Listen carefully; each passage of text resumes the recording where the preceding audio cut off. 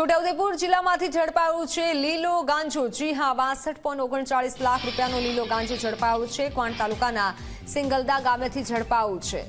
ત્યારે ભગુભાઈ રાઠવાના ખેતરમાંથી આ જથ્થો ઝડપાયો છે। ગાંજાનું વાવેતર ઝડપાયું છે। પોલીસે ભગુભાઈની અટકાયત કરી છે। એનડીપીએસની કલમો હેઠળ ગુનો નોંધી તપાસ પણ હાથ ધરી છે। 62 લાખથી વધુ રૂપિયાનો લીલો ગાંજો મળી આવ્યો છે। લીલા ગાંજાનું ખેતર વાવેતર ઝડપાયું છે। ક્વાંટ તાલુકાના સિંગલદા ગામમાં આ રીતે લીલા ગાંજાનું વાવેતર થઈ રહ્યું હતું। ગઈકાલ તારીખ 3/1/2024 રોજ અમો તથા એસઓજી સ્ટાફ ઓફિસ ખાતે હાજર હતા।